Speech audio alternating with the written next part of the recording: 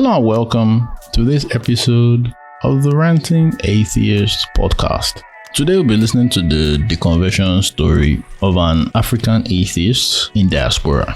She wasn't raised religious by her parents, but indoctrinated outside the home, in her community, in her school, because she's Ghanaian, and usually Ghanaians abroad, like other Africans, are usually religious, especially Christianity. So that's how she got in contact majorly with Christianity.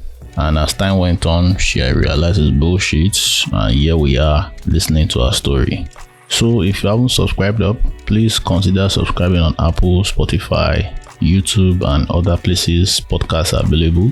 Then check out the show notes for links you may find useful, including our Discord server. We'd love to have you there. So now let's go and listen to the deconversion story of Goddess of Black.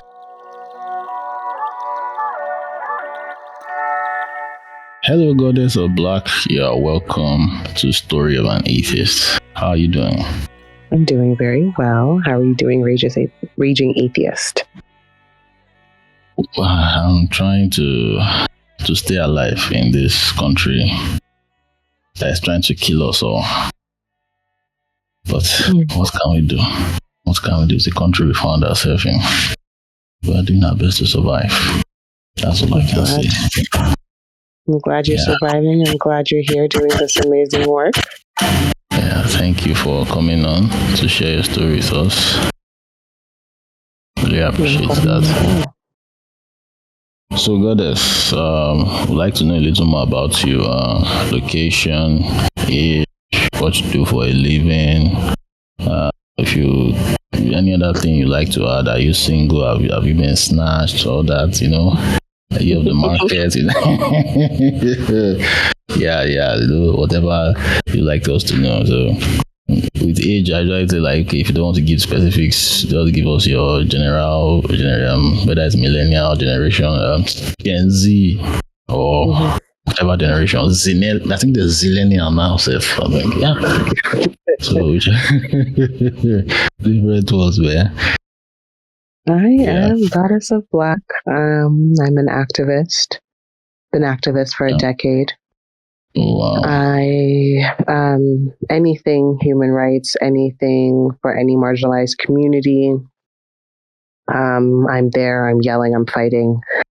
I've been dubbed a disruptor. I love it. I've come full thrown into it, what it is now. I am a mother, a partner. We have a nice, beautiful Ewa family we're growing over here. I'm in Toronto, by the way. And I'm an atheist agnostic. It goes back and forth by the day. Today I'm feeling very atheist. Very atheist.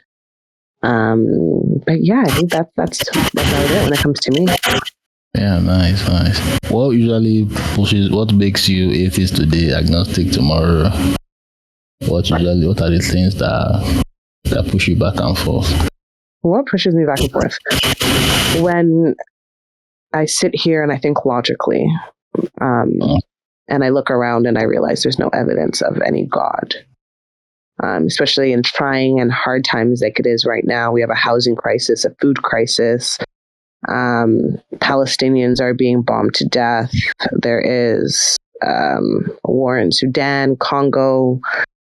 I'm a millennial and I can't afford a house. I can't afford to survive. There's no evidence of a God. If there was a God, we would all have a quality of life.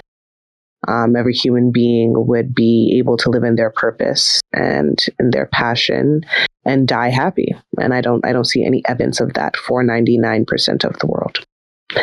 But then something can happen where my son can smile at me and I will subliminally, weirdly enough, find myself thanking a God for his life, even though I don't believe in a God. And then realize there and that those special moments are where I believe, okay, there has to be something spiritual. This love I'm feeling, or this joy I'm feeling, or this beautiful smile I'm seeing, or the sun, or this flower, or I'm sitting by the lake and at peace. those small things in my humanity will have me questioning, could there be something out there? Is there a higher God? And then I'm back to thinking, okay, you know what, maybe I'm agnostic. So yes, I go back and forth for sure.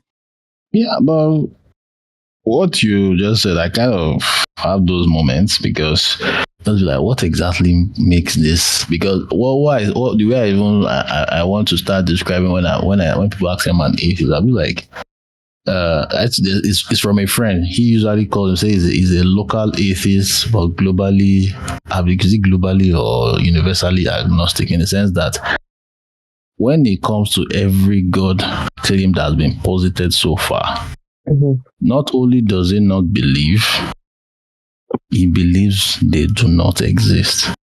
But if you are saying that the possibility of a God exists in this whole universe, because the universe is so vast, that possibility is there. So he's agnostic to the existence of the possibility of such an entity until that entity shows up before belief is warranted.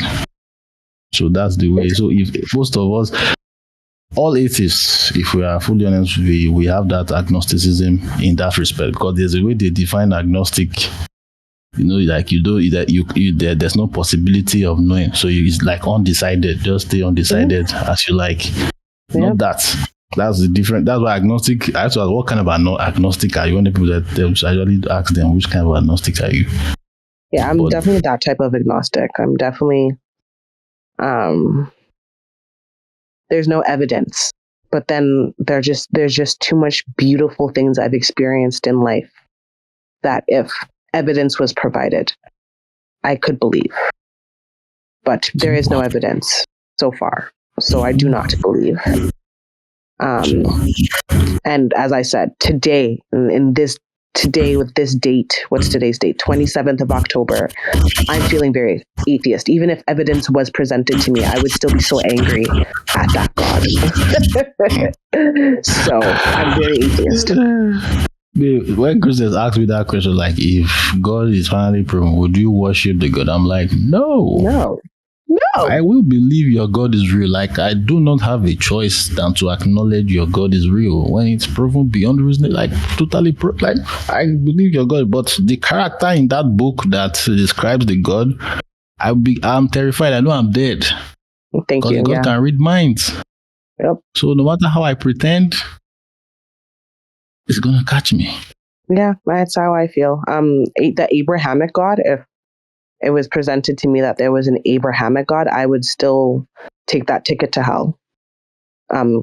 Gladfully. I would rather live with whatever demon or Satan there is for the rest of my eternity to be around a God like that. So there's that. Yeah, a fucking monster. Yeah. Yes, that's what that God is. Fucking ass monster. He's a narcissistic monster.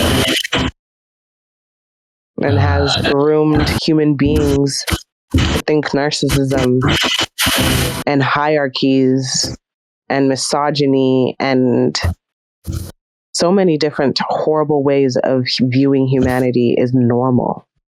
And no one can question it, because if they question it, they're going to hell. They're so scared of hell. Me, I'm not really terrified. I'm going to continue calling it out. Hell doesn't scare me too much. Not even bothered about hell, because I'm going to every single hell that exists. So yeah, me too. Yeah, my spirit will be torn into pieces. It's always funny. I'm like, do you believe in a Muslim hell? They say no. And I'm like, are you bothered about it? Okay, so how you feel about the Muslim hell is how I feel about yours. Are we good? Thank you. Bye. That's it. Conversation done. It's close. So let's dive into your religious background. I believe you were indoctrinated before you escaped. Kinda, but not really. Okay, so give us how that experience was. My dad's atheist, agnostic. Oh. My mom, based off what I've learned or what I've understood her journey to be like, it sounded like she had a traumatic experience herself growing up, Jehovah's Witness. Holy and so shit. when I know, poor child. when she had children, she promised that she would never force religion onto her children, and that spirituality was a personal journey. So my entire childhood, we never were forced to go to church, or religion wasn't like, I wasn't raised religious. I wasn't raised in a church at all. Occasionally, because my parents worked a lot. So she had a friend who would bring us to a church. I remember like a year or two. Here or there, I used to go to a church. And I also went to a Catholic school. So even though in my home, I wasn't being indoctrinated, I was being indoctrinated educational wise. And I was being indoctrinated just by my community, because the African in Toronto, our Ghanaian community here is very Christian. Oh, yes. So yeah, I would say that my parents didn't do the indoctrinating, and shout outs to them for like giving me the freedom to figure out my spirituality. My parents, like my father is a Pan-Africanist. He's a disruptor himself. So I was raised to be this way, if I have to be honest. That being said, sad turn of events. By the time I was ending of teens, my mother got diagnosed with breast cancer, and a church prayed on her. And so by the end of her diagnosis, by the end of that journey of her disease, she became a devout Christian. And now we're in this place where she thinks that she needs to make up for not raising us Christian. Because now she understands, and through whatever she's learned, that it was a sin and it was a problem. So we are in a place in our relationship right now where she's like forcing religion on me, and I'm like, sis, like it's too late, like let it go. And so it's an interesting thing. And in my home right now too, I still live with my parents, my partner, my child, and my sister. So nice big multi-generational home.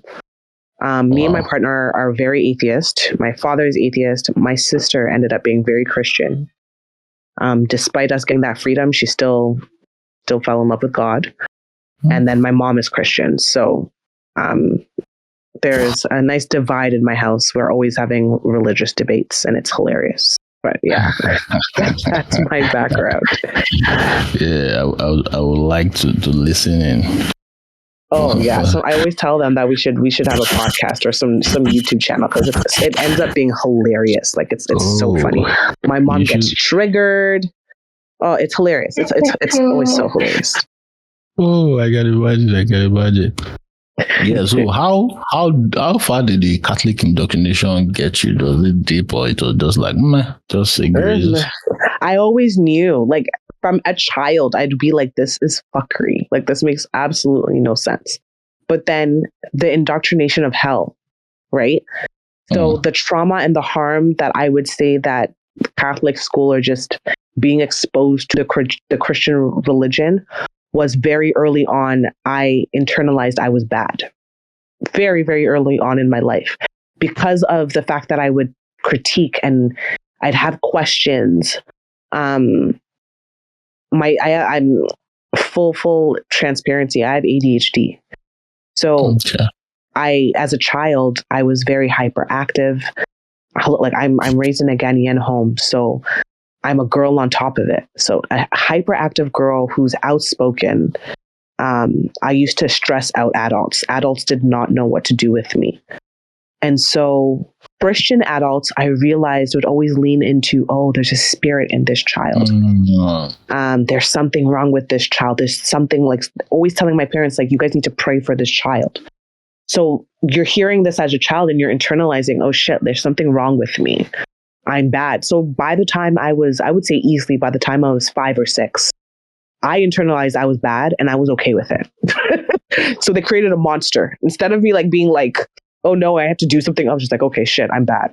And I loved it. I was like, fuck, I'm bad. Like, and I would navigate my childhood just pissing everyone off and doing bad shit because you told me I'm bad. There's nothing I can do about it. I'm going to hell. And I internalized it. So I was bad.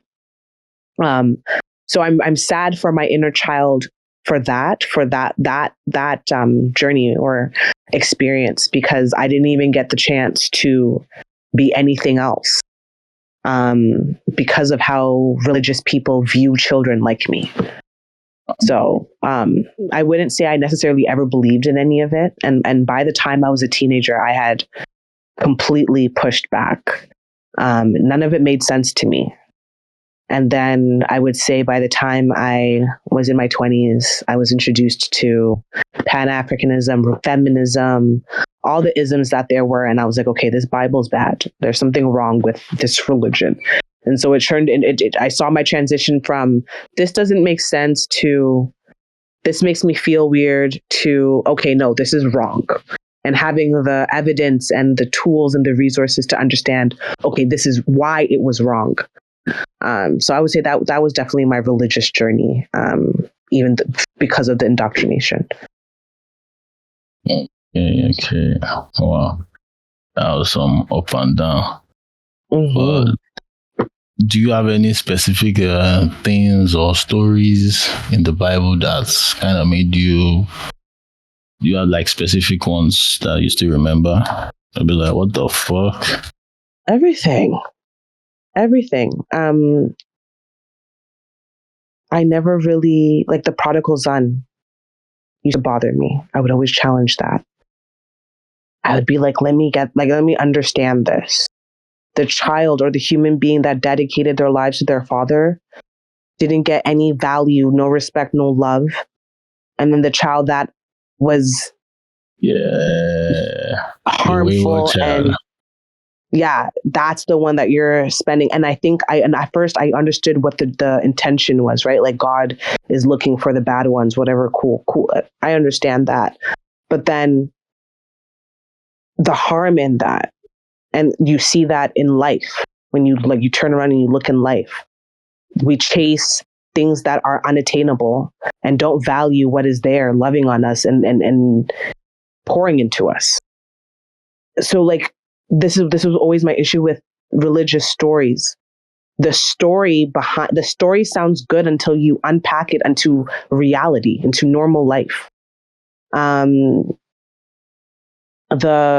kings that would do horrible things, and just because God said, oh, you know what, I choose you, all of that goes out the window.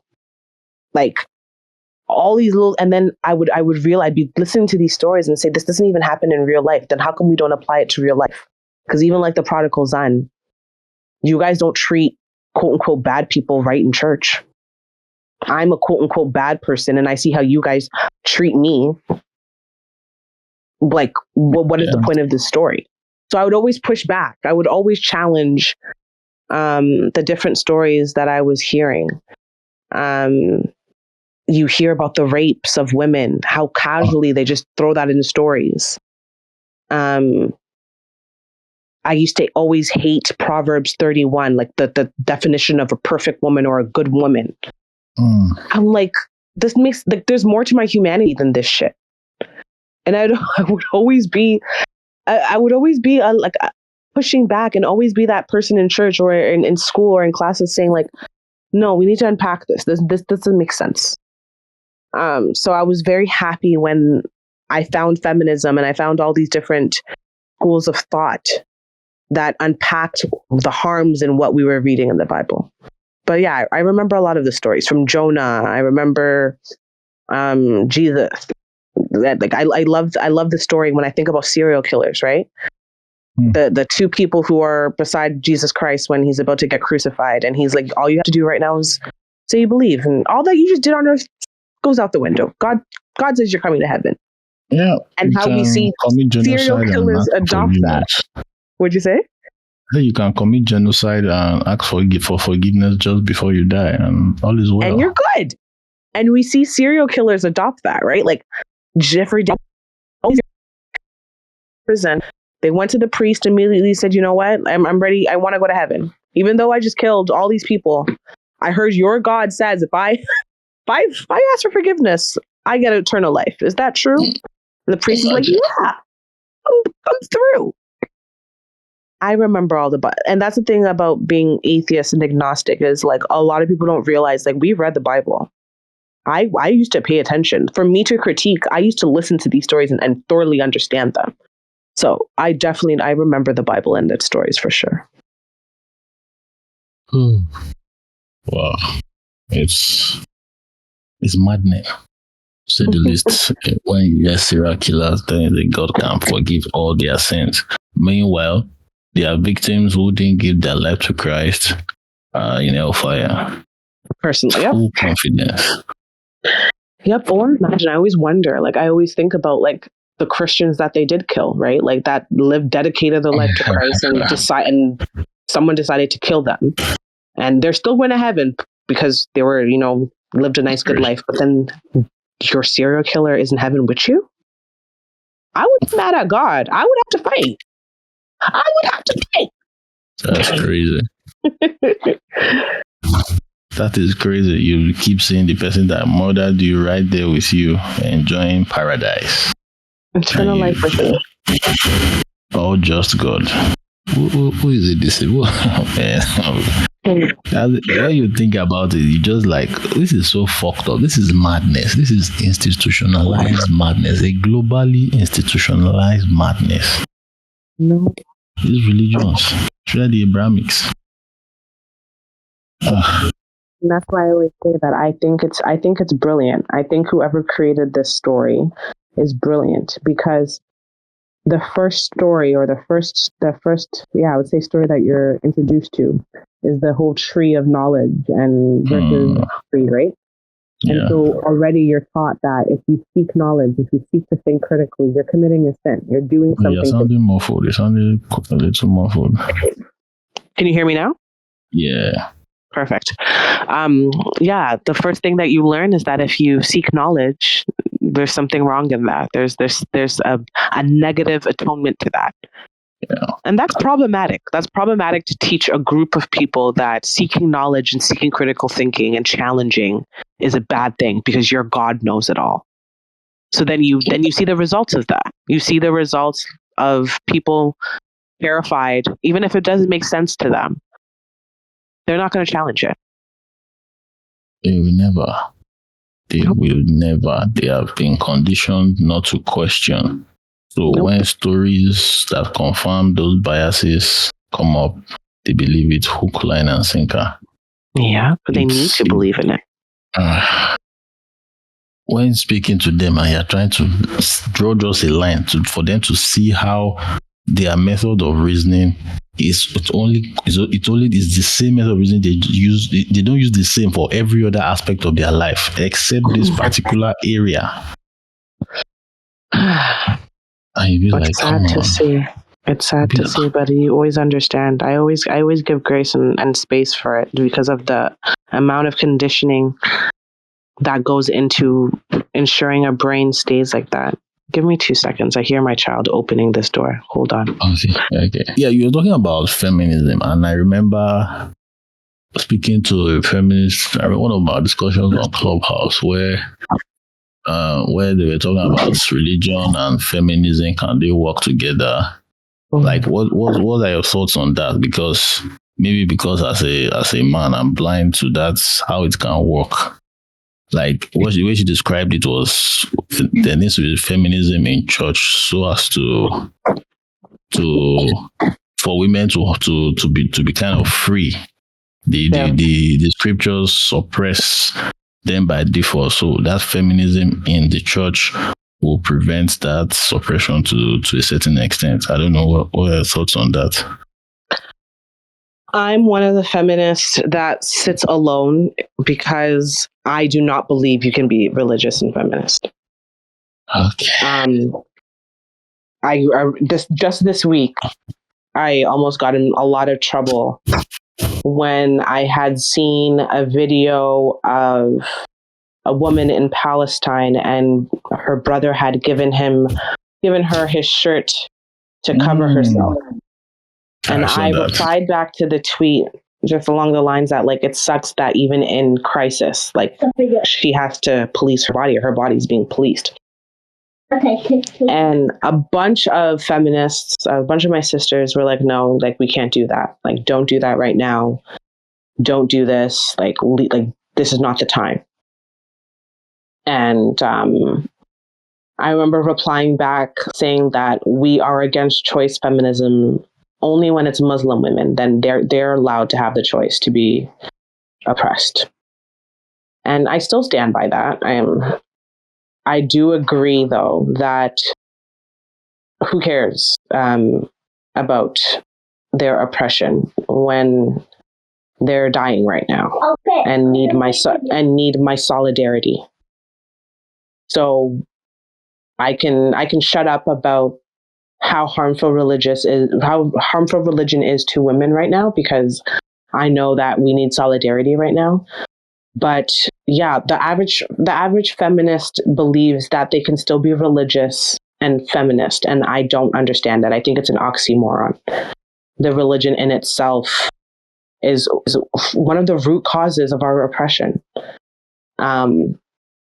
Sky Daddy himself, your God himself, you were a second. Well, in the Christian Bible, we were a second thought. He created women because God couldn't be friends with animals. Because Adam couldn't be friends with animals. That's the only reason women exist. Not because he thinks we're valuable human beings, but because Adam couldn't speak to animals. Why would you want to practice a religion like that, where you're a second-class citizen, where virgins are given up for rape, where you can't wear pants, where you can't wear jewelry, where your body is policed, where you're seen as the neck and a man is the head? Like, there are so many, even as Muslims, like Muslims, the hijab, the policing of the body, the child marriages. There are so many things that, like, there just be too many examples of this Abrahamic God and the different religions viewing women as nothing, dehumanizing us, not viewing us as human beings. And I personally can't. I am a human being where logic matters to me. Like arguments need to be sound. It doesn't make any sense to me. When I get into this debate and when I get into this argument, no one can ever explain to me how we can be feminist and religious at the same time. I feel like I said a lot. You said what needed to be said, because I agree with you. It's just how they make it work. Is especially in Christianity. Maybe I don't know. Maybe it's my ex-Christian bias. I see how it works. The way they rationalize it will be far from the discussions I've had with some Christian feminists. Like what you described about the she being an afterthought. The problem is that the Bible has another chapter that says they were both created at the same time. So that is where the Christian feminists lean. They use that as their own. They choose that instead of choosing the latter. Then what's the other one? The one of Paul, where Paul was blatant. They said those are Paul's words. I'm like, wow. Yeah. Even when I try to make them understand that it's your picking and choosing is not even consistent, because you also agree with a lot of Paul's words. When he says, I wish above all things that you may be in health, even as thy soul prospereth. Is that Paul or Jesus or God using Paul? Which one? Pray without ceasing. To me, what's confusing, right? Like I've had this argument so many times. They turn and lean into the fact that Jesus Christ came. And I'm like, what does that mean? Jesus Christ came, and after Jesus, he said he sat with prostitutes, and Jesus is a feminist himself. And I'm like, okay, then you've heard that. Jesus is so many times. Himself. And I'm like, okay, then how did Paul happen? How did Jesus come, die? A feminist come and die, and do you know how impactful feminism is? If feminism was supposed to have done what it was supposed to do, Jesus was a feminist. How does Paul come and tell y'all you can't preach, that you can't have any leadership positions in your church? This is Paul after Jesus. Mm-hmm. How do you reconcile that? How do you practice a religion that says you cannot have any leadership positions? And this is after your feminist came. This is after your feminism. As I said, there's no way you can reconcile it. One thing as a feminist, I will always acknowledge how the conditioning happens and where your indoctrination happens. Is it loud in the background? No. Okay. I can always acknowledge how your indoctrination happens, but still respect your decision. If you want to still be religious, go ahead. But I'm going to acknowledge your indoctrination. I'm going to acknowledge and try and unpack with you why you can't let go of a religion that is this harmful. It sounds like I even have these conversations with my queer friends. Like, how can you be queer and still religious? I still get shocked, especially in Nigeria, because Nigeria is violently homophobic, violently queerphobic. They like people will spare a mass murderer, and they will not spare a queer person when they see just them existing. Yep. It confuses me as well. I don't know the hold that religion has on people, where they can't interrogate and investigate and unlearn or unpack why they believe, especially when the religion you're believing in is responsible for your oppression. It's directly doesn't play a hand. It's not symbolic, like directly and violently with history involved, the reason for our oppression, especially women. When we think about the Salem witch trials and the witch trials all through the world, and the fact that it happens to this very day on the continent, like there are women right now. If the pastor turns to you and says you're a witch, your children are no longer, like, you're abandoned by your family, you're abandoned by your community. Yep. This is how misogynistic this religion is. How do you reconcile practicing it as a feminist? If we're trying to dismantle misogyny and the patriarchy and religion goes hand in hand. God is patriarchal. It's a man. It's always referred to as a he. God is not a man that should lie, but you motherfuckers still call him a he. Our Father, who art in heaven. Brother. Give me 2 seconds. Hold on a second. I'm just going to just give me 3 seconds. I'm about to remove this child. All right. Sorry about that. I'm back. Oh, no problem. Welcome back.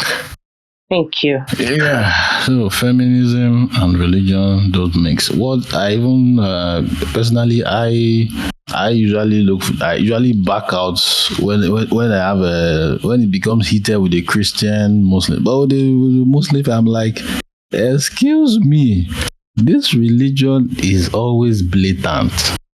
It's right there in the Quran. A woman's mind is half as something. I'm like, this is blatant, right in your book, and yet you open your mouth and say Islam is the most feminist religion. Christian femmes don't even dare say that. And you now say Islam that kills women for head covering. What's the lady's name in that was killed in Iran? Masa Amini, or did I get her name well? Like, because she didn't wear it properly. Yeah. So right there, like, what is it? The women said, the prophet said, isn't the witness of a woman equal to half of that a man? The women said, yes. He said this is because of the deficiency of a woman's mind. Yeah. I can't reconcile it. You cannot reconcile it. There's no way you can. There's no way. It's and as I said, like, the minute I said it, the people that were angry at me, listen to Muslim feminists, listen to Christian. It's like, I don't care. There's this thing that feminists do where they equate the work that feminism can do in a community to that community. They equate the work that someone is able to do within a community to the community being safe. And I'm gonna explain what I'm saying. Okay. Just because Christian feminists or Muslim feminists are able to do work and liberate people and do something positive within their communities as Christians or Muslims doesn't mean that Christianity or Islam in itself is safe for women. So I never understand that comparison. A lot of feminists do that, where when we're critiquing religion, it's like, oh, but Christians did so many things for liberation, for Black liberation. Christians did so many things for, and it's like, so what? So fucking what? That's the least that they should have been doing for humanity based off of what their religion presents themselves to be. I'm not going to pat them on the back for doing what they were supposed to be doing as a religion. The fact of the matter is, the religion doesn't do that work on a grand scheme. There are members, there are people who have the mindsets or the radical mindsets that we do, who happen to be religious or who happen to be Christian, who happen to be Muslim, that are able to do work. But it's not because of their religion or because of their faith. It's because of their radicalism. Yeah, in spite of the religion. Yeah, it's their individual fight that made them do whatever they do. And their belief and their God can give them the strength, or their faith can give them the strength to do that. Do not get me wrong. But the religion in itself cannot be the reason that someone is radical. There's nothing you cannot read the Bible and become radical. You cannot read the Quran and become radical. There's nothing radical about those books, or the society as in itself would be a radical society because of the indoctrination and the power that it has. So it makes absolutely no sense to me personally why feminists want to make room for religion. I hope we do come to a day where all liberated minds realize the harm that religion has in itself. I don't know if we're there yet, but I'm hoping. We are just starting the journey. The internet is one of the key facilitators. So misinformation is also a defense system against people opening their eyes. So conspiracy theories and all that shit, the religious find it easy. I've never seen an atheist that's a flat earther. Although I'm prepared to be surprised. I know they were just like the first day I met a homophobic atheist. I was like, what's your logical reason for you how to see this? I don't get it. I've met homophobic atheists. I've met atheists that are pro-life. Oh. No, is it pro-life? I always miss them. What do they call it? Anti-abortion. Yeah, anti-abortion. So what? Pro-life is anti-abortion. What's the one where they are? I always forget because I'm so pro-life. I always forget what they're called. Pro-life are those who don't want women to have control of their bodies. Okay, perfect. And then what are people who want abortions? Why am I forgetting this right now? How many say what? Pro-choice. There we go. So I'm pro-choice. Okay, I'm pro-choice. I've met atheists that are pro-life. I've met misogynistic atheists. Yeah, I think I've come to a conclusion in realizing I think this year really brought me to that space where I realized that atheism does not mean that someone can be radical. So because someone doesn't believe in a God doesn't mean that they necessarily don't believe in oppression.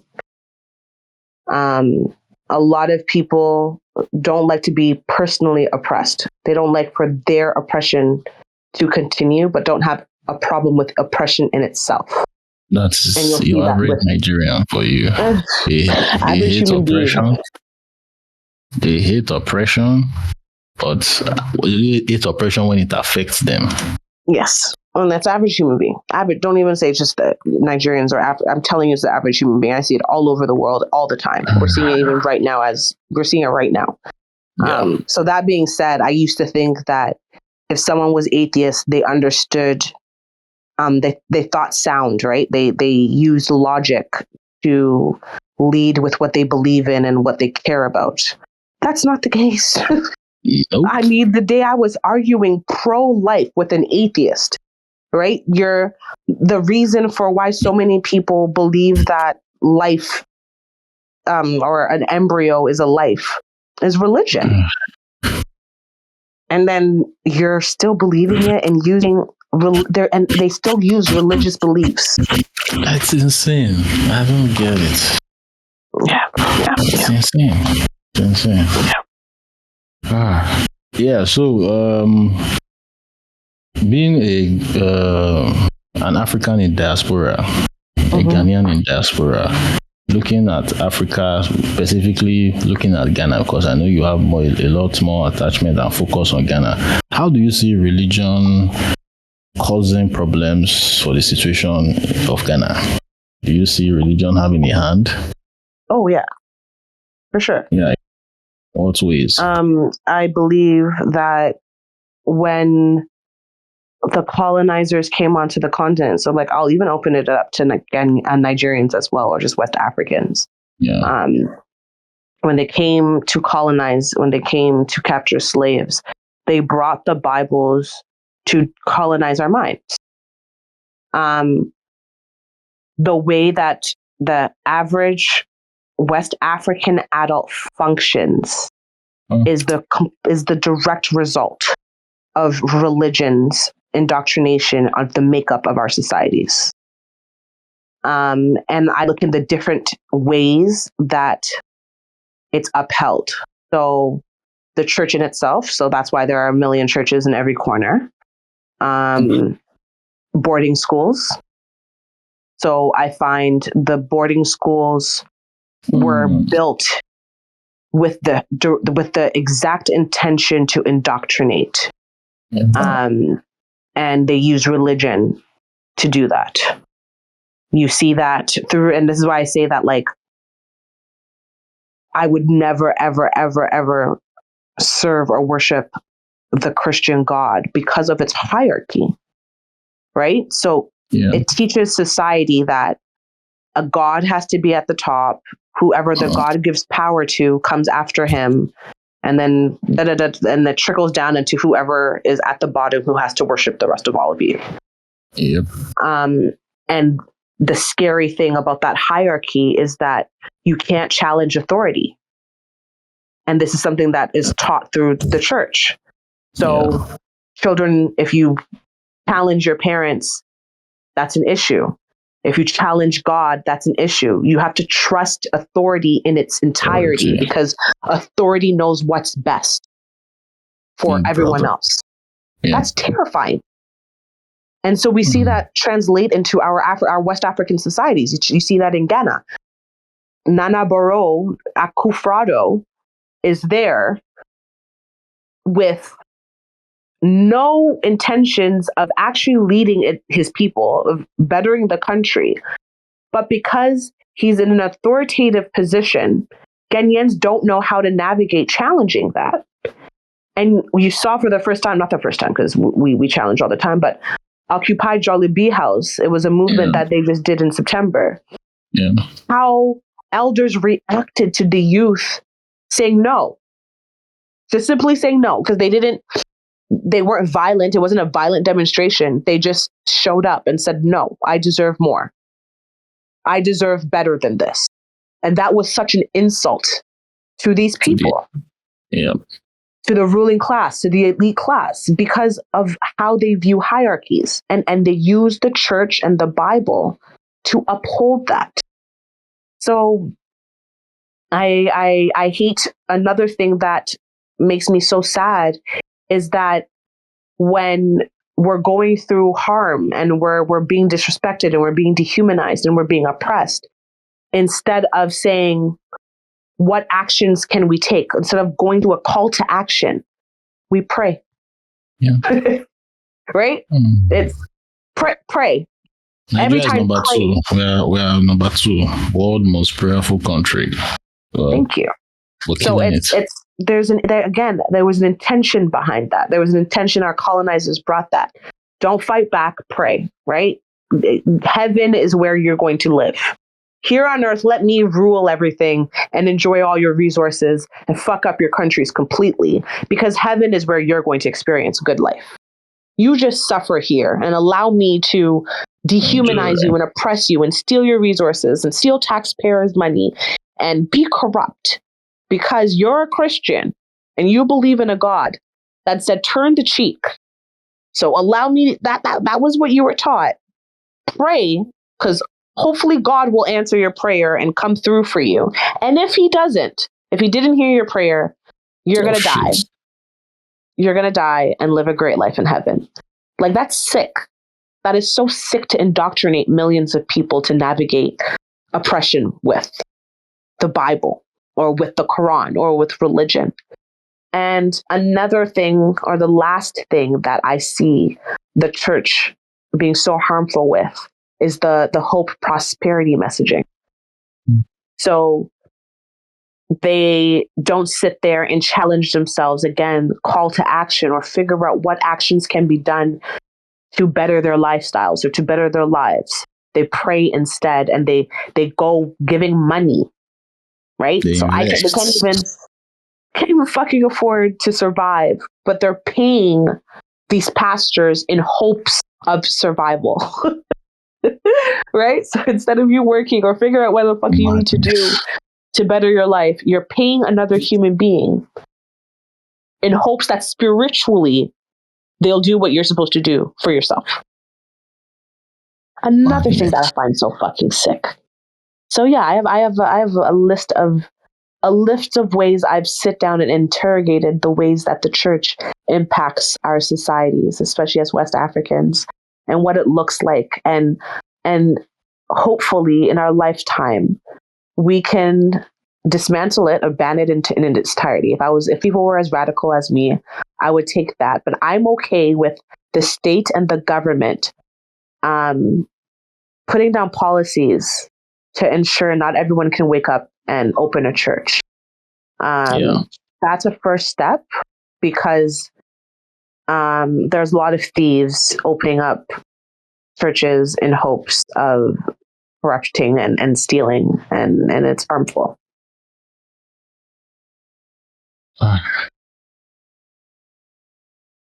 What you said, it's parallels a lot with Nigeria, except we add Islam to the mix.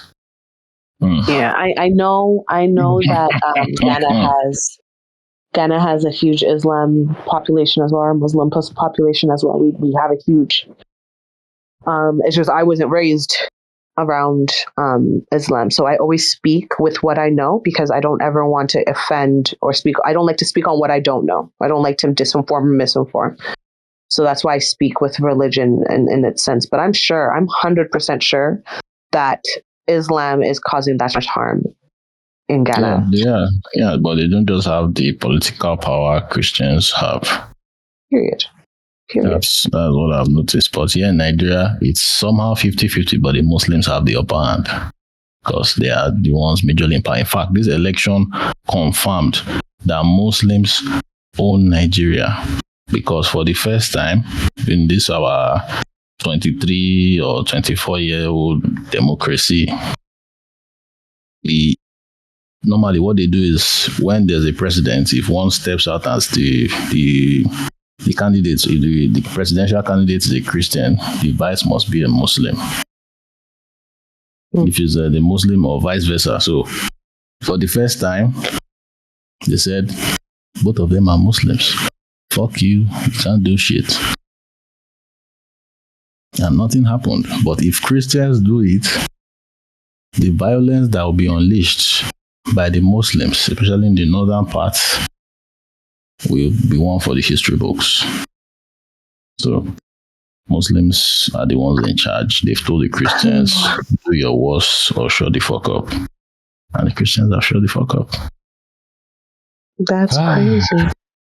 That's it's so, I don't know. At this point, like, it's such a powerful institution. Religion has so much power all over the world that talking against it, like, it's very lonely being an atheist. It's very alienating being an atheist. Yeah. That's why I'm working hard.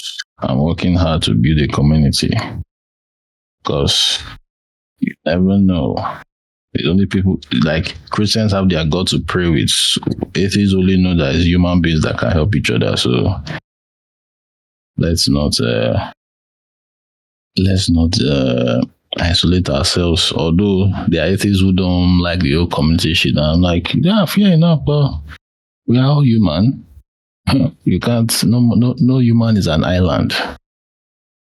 Yeah. So we are the ones to help each other. So that's what I'm doing here. So God, any other thing you want to add? We're wrapping up. No, I loved this conversation. As I said, just shout outs to you for what you're doing, because thank you. Religion, the Abrahamic God in itself, is harmful to Black folk, to marginalized people, no matter what demographic you're a part of. If you're Black, if you're a woman, if you're queer, if you're disabled, if you're a marginalized person, the reason for your dehumanization is religion. It's the Christian God, it's the Muslim God, it's the Judean God. We have to investigate and unpack the ways that these religions influence our societies. And so your podcast, your page, what you're doing, just using and leveraging your platform to educate and bring voices together to discuss this, especially something so taboo, is dope. So just big up yourself and shout outs to you. Thank you very much. Really appreciate that. So where do we find you online? Or do you want us to find you online? For sure, find me online. You know how big my platform is. XM_Mava, MUVA. Follow me on Twitter for great debates, for conversations just like this. Feel free to challenge me. Feel free to be challenged. And yeah, follow me there, and let's continue doing this work. Nice. So, Goddess of Black, thank you very much for coming on to share your experience with us. Really appreciate that. No problem at all. Thank you for inviting me.